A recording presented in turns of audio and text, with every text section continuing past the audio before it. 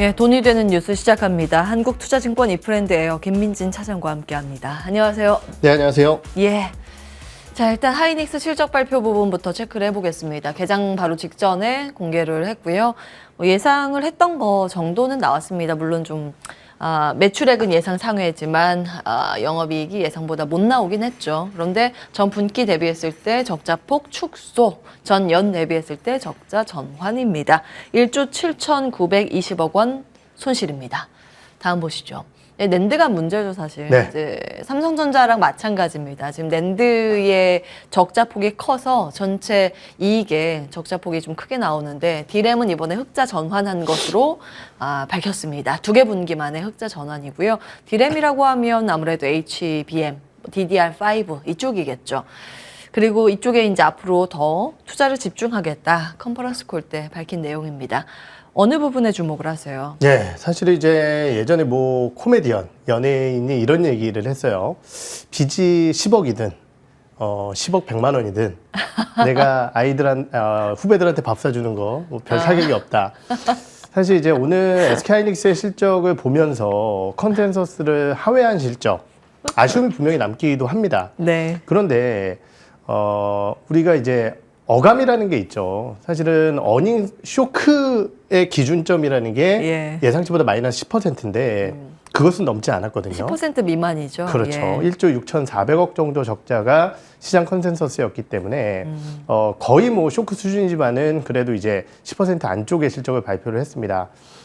과연 이 1,600억 정도 더 나온 적자가 지금 이 주가의 하락을 만들고 있는 것이냐, 저는 그것은 아니라고 판단을 하고 있고요. 그럼 오늘 이제 반도체 기업들이 왜 빠지느냐를 판단을 해봐야 될 것 같은데, 아무래도 이제 최근에 시장에 주가가 버텼었던 종목군들이 이벤트가 소멸되면서 주가가 좀 하락하는 이러한 이슈들이 좀 발생이 되고 있고, 어제 이제 주도주라고 할 수 있는 2차전지가 급락을 하게 되면서 오늘 같은 경우는 그러한 부분들이 반도체 쪽에 매도 압박으로 작용을 하고 있는 것 같고요. 거기에 더해서 어제 이제 오늘 아침에 반영된 어제 미국 시장 같은 경우도 필라델피아 반도체 지수가 무려 4% 넘게 급락을 했습니다. 그렇다라고 한다면은 아무래도 이제 이러한 요소들이 국내 반도체 업종군들의 주가 하락으로 연결되고 있다라고 보는 게 맞을 것 같고요. 절대적으로 발표된 실적과 그리고 관련 내용을 좀 살펴보게 되면은요. QOQ로 20%가량 출하량이 증가를 했고요. D램 쪽의 ASP 같은 경우도 지금 10% 정도 증가한 것으로 추정이 되고 있습니다. 이 추세는 조금 더 이어질 가능성이 있고요. 낸드 쪽은 어떻게 해야 될 것이냐, 결국 이게 문제인데 맞아요. 지난 2분기부터 삼성전자의 감산이 본격적으로 낸드 쪽에서 크게 나타나기 시작을 했습니다. 그렇다라고 한다면은 결국은 낸드 같은 경우도 고객사들의 어느 정도의 재고 확충 수요가 한 개 분기, 2개 분기 정도 뒤에는 나타날 가능성이 있다라고 판단하고 있거든요. 그렇다라고 한다면은 우리가 이제 대외 변수까지 고려를 해봤을 때 사실은 미국의 경기라든지 이런 것들을 생각하면서 반도체 업종군들 못 가는 거 아니냐 이렇게 생각을 할 수도 있겠지만 그거는 너무 어려운 문제일 것 같고요. 산업의 직격이라고 할 수 있는 전반적인 재고 상황이라든지 아니면은 미국의 플랫폼 기업들의 실적이라든지 그리고 그들의 추구 방향이 AI 쪽에 집중돼 있다는 것을 고려하게 된다라고 한다면은 반도체 업종군들의 실적은 앞으로 QOQ 기준으로도 조금씩 개선될 가능성이 매우 높다라고 저는 판단을 하고 있습니다. 자, 서프라이즈율로 보면 마이너스 9.25%. 10% 미만이긴 하지만 거의 근접치긴 하네요. 그렇죠. 근데 이제 앞서서 표현을 되게 잘해 주셨는데 빚이 1억 원이나 1억 뭐 100만 원 예. 이거나 큰 그 느낌상 체감상 큰 차이는 없다 이런 말씀도 주셨는데 어쨌든 사실은 이제 주가라는 것은 현재 지금 지나간 분기 실적이 아니라 그 다음 분기 혹은 한 1년 뒤에 미래 성장력이 어느 정도인가를 더 크게 반영을 시키는 측면이 있죠. 그렇죠. 그래서 한 6개월에서 한 1년 후에 그 EPS 추정치 정도를 더 크게 반영을 시키는데 그렇기 때문에 성장이 얼마나 나올 것인가 그에 대해서 SK하이닉스는 어떻게 잘 대비하고 있는 것인가의 주목도가 더 클 겁니다. 그래서 그걸 반영하기라도 하듯 하이닉스뿐만이 아니라 HBM 밸류체인이 뭐 한미반도체 등등 보면 저점 대비했을 때 꽤 많이 올라와서 장대 양봉을 그려가고 있거든요. 그런 부분을 봤을 때 그러면 지금 투자를 해야 하는 것인가, 뭐에 주목을 해야 하는 것인가 이제 고민이 됩니다. 투자의 관점에서는 어떻게 보시고 계세요? 네, 우선 단기적으로는 뭐 여러 차례 말씀드렸듯이 삼성의 투자는 집중화될 가능성이 매우 높습니다. 그 예. 집중화라는 것은 결국은 이제 HBM3, HBM3E, 뭐 HBM4, 5까지 진행돼 AI와 필두로 할 수 있는 D램 쪽에 대한 투자가 집중될 가능성이 높다라고 생각을 하고 있고요. 네. 그렇다라고 한다면은 결국은 그러한 부분 쪽에서 투자가 좀 제한될 수밖에 없으면서 외주 쪽으로 전환될 수 있는 사업이라고 할 수 있는 오사트라든지 예. 아니면은 선단 공정 쪽에서 수율을 좀 높일 수 있는 장비를 만들어내고 있는 오늘 주가는 급락하고 있지만 HPSP 같은 기업들 그리고 당연히 한미반도체 같은 경우도 관련 부분 쪽에서의 장비 수주를 지속적으로 따내고 있는 상황이기 때문에 이러한 기업들 같은 경우는 뭐 주가의 흔들림에도 하락폭이 좀 크게 나타나게 된다라고 한다면은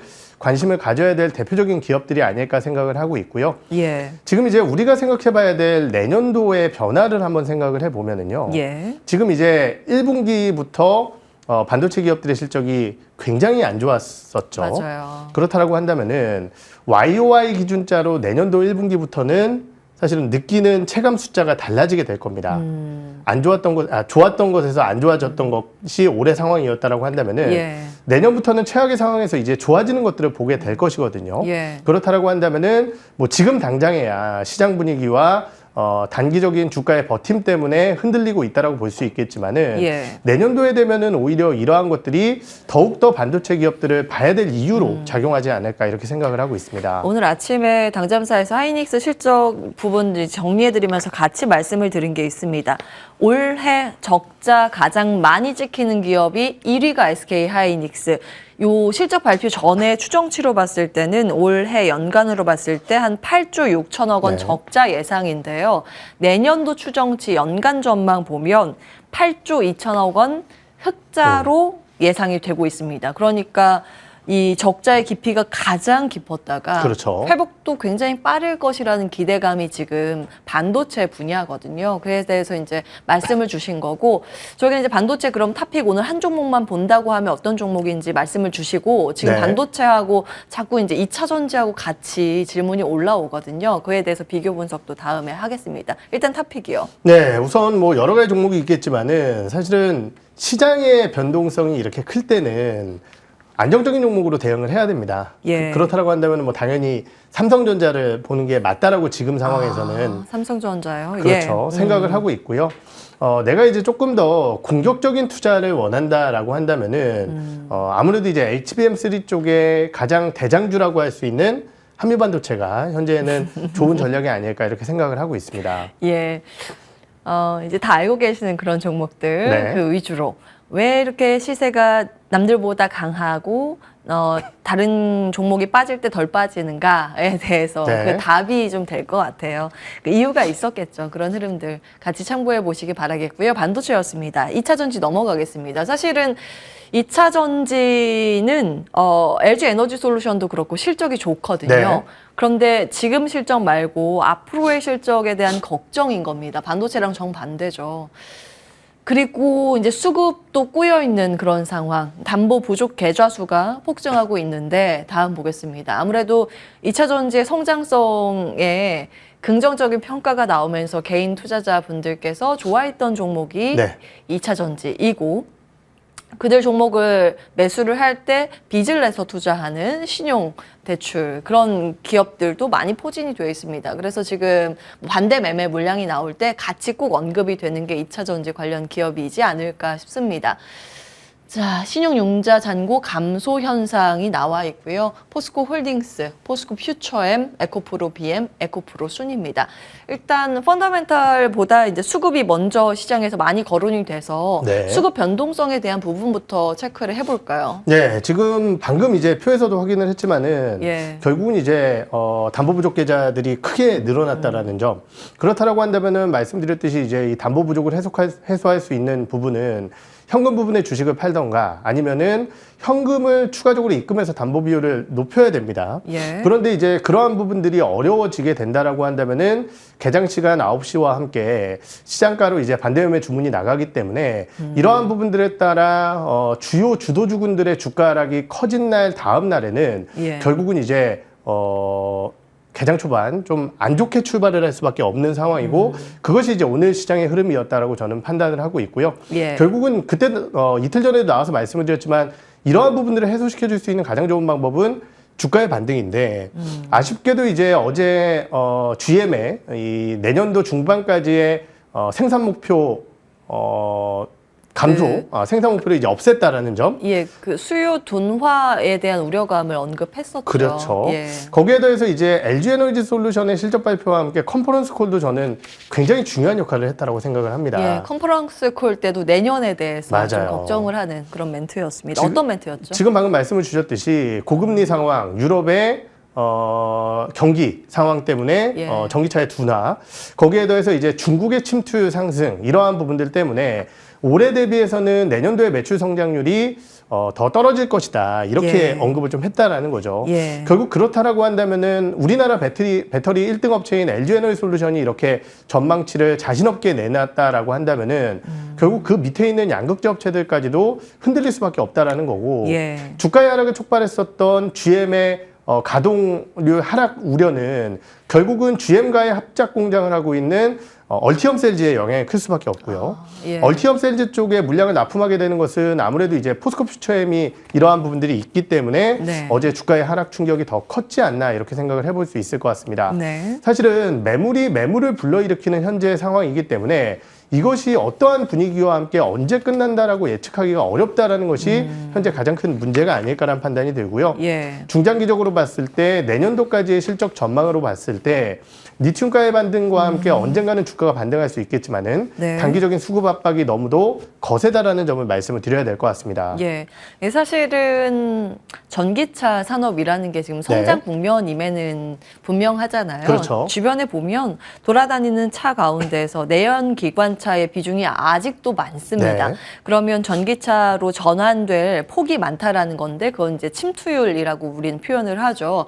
침투율에 대한 여지가 지금 남아있는 쪽이 전기차입니다. 다만 이제 늘 보면 주가는 미래를 끌어다가 당겨서 반영시킨다고 말씀을 드렸습니다.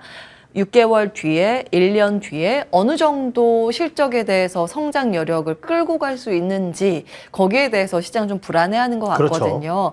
그러면 주가 판단을 할 때 이런 악성 매물 소화가 다 끝나면 자정작용이 다 끝나면 그때 성장력이 남아있으니까 매수의 기회로 삼아야 되는 것인가에 대한 답변은 어떻게 주시겠습니까? 우선 매물 소화가 이루어지게 된다라고 한다면 주가의 반등은 훨씬 더 가볍게 나타날 수 있겠죠.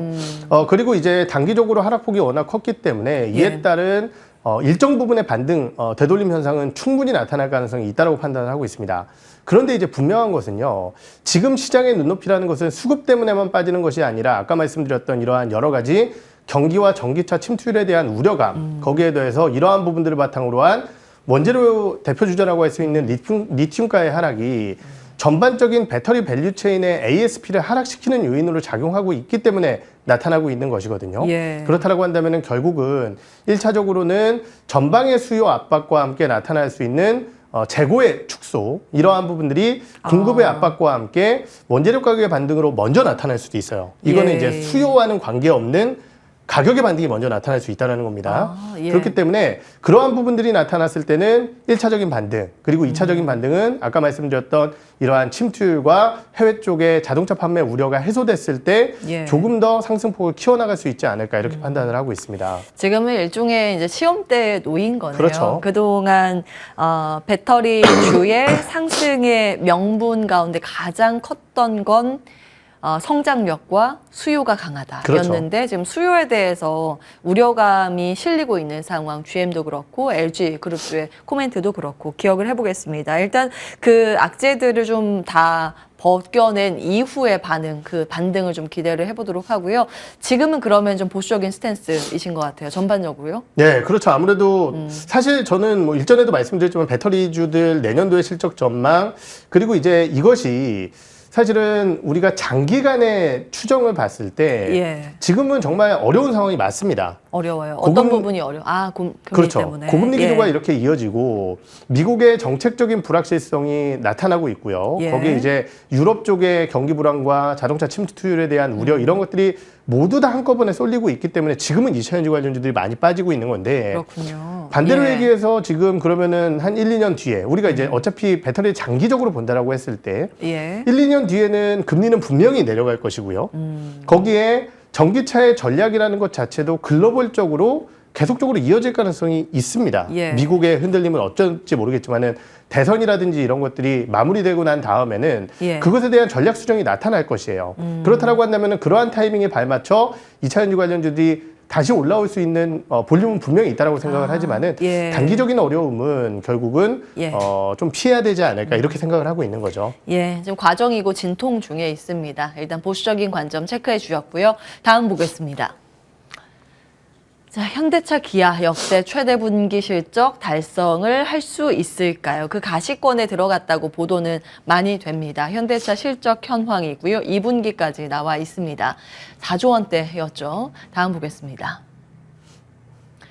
오늘 현대차 실적 발표고 내일 기아 실적 네. 발표입니다. 아무래도 지금 시장 전반적으로 매크로 상황이 녹록지 않다 보니 숫자에 기댈 수밖에 없고 우리 대표 수출 기업 가운데 하나가 완성차이기 때문에 주목도가 좀 높은 상황입니다. 어떤 코멘트 주시겠습니까? 네, 사실 지난 2분기 실적이 너무 좋았었기 때문에요. 역대 최대 분기 실적은 컨센서스 기준으로는 조금은 멀리 있습니다. 예. 그런데 저는 이제 3분기 실적이 생각보다는 괜찮을 수 있다라고 생각을 했었던 이유가 뭐냐면요.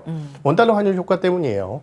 생각보다 이제 3분기 말 그리고 3분기에 원달러 환율이 양호한 모습을 보이면서 지금 달러와 강세에 따른 수혜주들 같은 경우는 실적이 나쁘지 않은 모습을 보여주고 있습니다. 거기에 더해서 이제 현대차 기아 같은 경우는 모두 다 예. SUV라든지 제네시스와 같은 고부가 차량에 대한 수요가 좋고요. 인센티브 상승에 대한 우려감을 언급하는 사람들이 있지만은 이 인센티브 상승의 대부분은 전기차 판매 때문에 이제 일어난 거고 예. 내연기관 차량의 인센티브 같은 경우는 기아 같은 경우는 굉장히 안정적으로 유지가 되고 있는 상황이거든요. 거기에 뭐 전반적인 판매량 자체도 양호하고 거기에 UAW의 악영향 자체가 미국 내에서 계속 가시화가 될 것이기 때문에 3분기 실적에 대한 우려뿐만이 아니라 4분기까지도 괜찮을 가능성이 있다고 판단을 하고 있습니다. 근데 이제 역시 주가라는 것은 아무래도 이제 외국인들의 전반적인 수급 방향성 이러한 예. 부분들까지 연결돼 있다라는 측면에서 최근 하락하고 있는 게 아닌가라는 판단이 들고요. 또 하나 이제 자동차 업종의 우려감은 사실 분기 실적이 좋게 나와도 예. 피크아웃이라는 네 글자 단어를 맞아요. 가지고 너무 이제 짓누른다라는 압박감이 있는데요. 예. 이번에는 아무래도 실적 발표 전에 주가가 약간은 눌리고 있는 상황이기 때문에 이번 실적 발표와 함께 주가의 반등 포인트가 나타나는지 한번 지켜봐야 될 것 같습니다. 예, 그러면은 거리두기 말씀 주시는 건가요? 자동차 부품단이 오늘 좀 좋긴 한데요. 사실 저는 이제 저번에 나와서도 부품보다는 완성차 실적 강도가 좀 더 강하고 안정적일 예. 것이다라고 말씀을 드렸고 부품주를 본다라고 한다면 저는 현대모비스 정도가 현대모비스요. 계열사 보시는 네, 거예요. 안정적인 예. 선택지가 되지 않을까 이렇게 생각을 하고 있습니다. 예, 일단 완성차에 대해서는 중립보다 약간 우위의 그런 점수를 주시는 것 같은데 그 파업 장기화로 인해서 일단 우리나라 완성차 기업들의 반사 수혜 기대감도 좀 전해지고 있는 상황입니다. 이제 환율 효과도 있을 수 있겠고 또 한 가지 포인트 배당 한번 여쭤볼게요. 네. 사실 이제 배당의 확대의 그 선두주자 가운데 하나가 현대차 그룹이기도 그렇죠. 하거든요.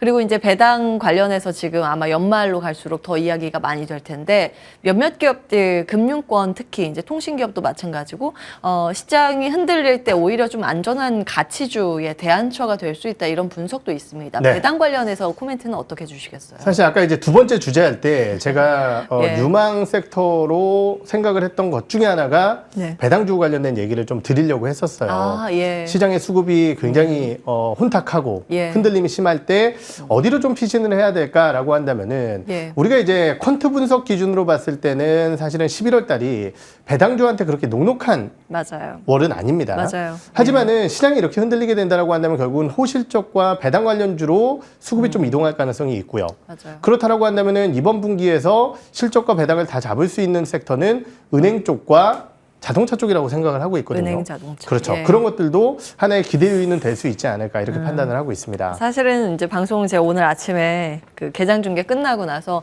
내일 당잠사 뭐 할까 하고 정리하다 보니까 작년이 아니라 그동안 이제 금리 동결 기조 때 외국인들이 베팅했던 거 보니까 네. 대형주 가치주 우위가 좀 많더라고요. 그래서 배당이라는 키워드로 한번 내일 풀어보면 좋겠다 해서 정리하다가 네. 좀 와가지고 또 추가 질문을 드린 건데 시간상 그러면 그 마지막으로 그 배당 관련해서 볼만한 포인트로 그러니까 시장의 대안주로 볼만한 포인트로 탑픽은 뭐라고 보시는지 종목만 주신다면요. 자동차 쪽에서는 현대차고요. 현대차. 은행 쪽에서는 KB금융 이 두 개의 종목을 보고 있습니다. 여기까지 하겠습니다. 한국투자증권 이프랜드예요. 김민진 차장과 함께했습니다. 말씀 고맙습니다. 네.